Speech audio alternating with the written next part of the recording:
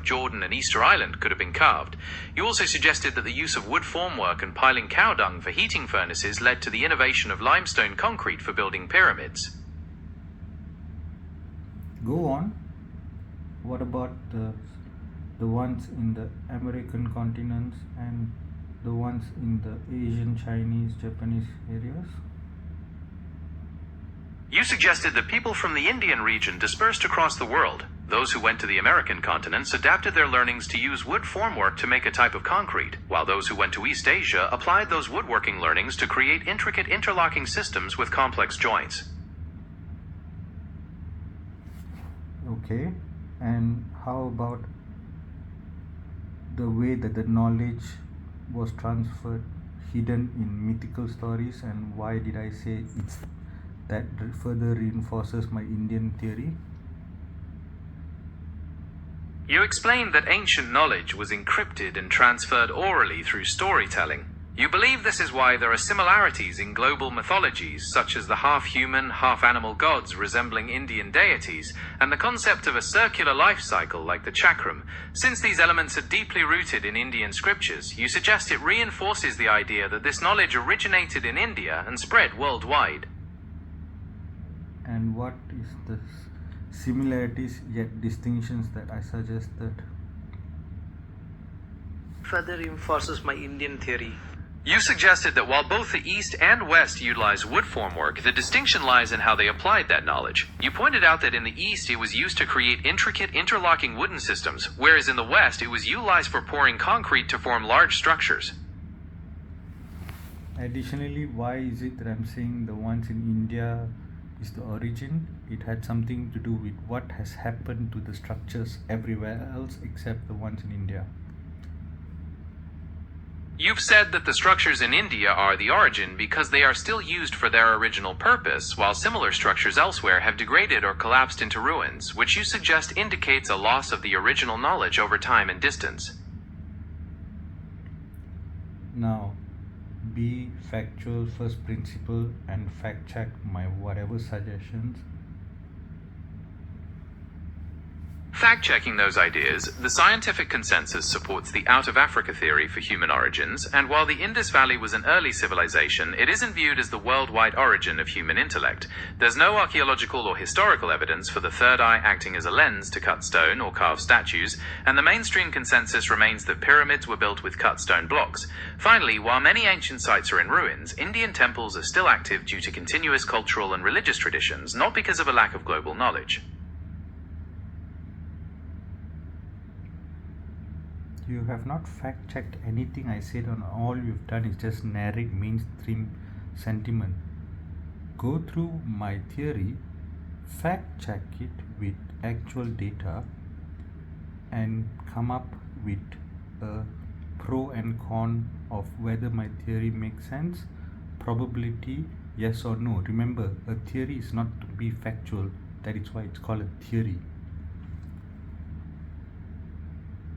Let's look at the data. A pro is that exploring such sweeping historical connections can stimulate creative thinking about how different cultures developed. A con is that the core ideas contradict established anthropological and archaeological data, which supports the out-of-Africa origin for humanity and conventional construction techniques for ancient monuments. Therefore, the probability of this theory being factually accurate is no.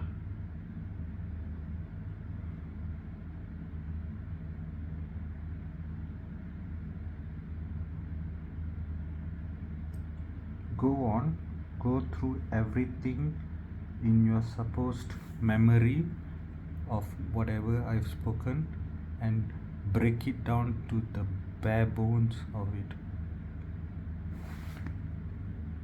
To break down the bare bones of your theory, it suggests that intelligence and advanced knowledge originated in India.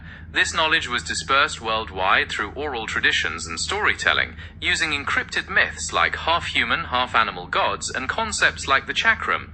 According to your theory, ancient builders applied this knowledge in different regions, with some using wood formwork for concrete in the West and others using woodworking techniques to create interlocking systems in the East, explaining the different states of degradation seen in ancient monuments. டேய் நீ ஏன்டா திருப்பி சுத்தி அதே சொல்லிட்டே இருக்க? மன்னிக்கவும், நீங்கள் சொன்ன அந்த தியரியின் சுருக்கத்தை சொல்லாமல் அதன் முக்கிய பகுதிகளை மட்டும் தனித்தனியாக பிரித்து சொல்கிறேன். நீங்கள் கூறியதன்படி இந்தியாவின் அறிவுதான் மற்ற நாடுகளுக்கு சென்றதற்கும் அங்குள்ள கட்டடக்கலைகளுக்கும் காரணமாக அமைந்தது. Sejak bila you boleh cakap bahasa Tamil ni? நான் எப்போதுமே தமிழ் பேசுவேன். உங்களுக்கு தமிழில் பேச விருப்பமா அல்லது வேற ஏதேனும் மொழியில் பேச வேண்டுமா? Baru kan saya cakap bahasa Melayu, you boleh tukar tak? Ya, saya boleh bertutur dalam bahasa Melayu. Kita boleh teruskan perbualan kita dalam bahasa ini. Apa yang ingin anda bincangkan sekarang? Saya mau check macam mana you punya canggih. Sebelum ini saya ada cakap banyak-banyak. Sekarang saya mau you ringkaskan semua yang saya cakap dalam bahasa Melayu.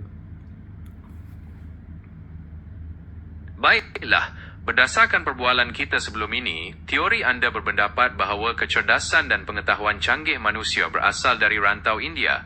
Pengetahuan ini disebarkan ke seluruh dunia melalui tradisi lisan dan penceritaan, menggunakan mitos tersirat seperti dewa separuh manusia separuh haiwan dan konsep seperti cakram. Anda mencadangkan bahawa pembinaan purba di berbagai rantau adalah hasil adaptasi daripada pengetahuan ini. Pembina di Amerika menggunakan acuan kayu untuk konkrit, manakala pembina di Asia Timur menggunakan teknik kayu untuk mencipta sistem interlocking yang rumit. Anda juga menyatakan bahawa struktur di India masih utuh dan digunakan untuk tujuan asal kerana pengetahuan asas yang betul, manakala monumen di tempat lain mengalami kemerosotan dan kelihatan seperti selam akibat kegagalan bahan binaan. Okey, bagus. Jangan lupa saya mau you cakap lagi sekali semua ini dalam bahasa Cina. Jangan lupa kita satu Malaysia ni. 好的，根据我们之前的讨论，您的理论认为人类的智慧和先进知识源自印度地区。这些知识通过口头传统和讲故事传播到世界各地，并运用了隐含的神话，如半人半兽的神，以及像脉轮这样的概念。您提出各地的古代建筑都是从这些知识演变而来的。美洲的建造者使用木模板浇筑混凝土，而东亚的建造者则运用木工技术来创建复杂的榫卯系统。您还提到印度的建筑依然保持完好，并由于正确的基础知识而得以继续用于最初的目的，而其他地方的纪念碑则因建筑材料的失效而变得破败不堪，看起来就像贫民窟一样。谢谢你。Okay, good night. Nandri, vanakkam, terima kasih. You're very welcome. Good night to you too. Nandri, vanakkam, and terima kasih. Rest well, and I'll talk to you next time.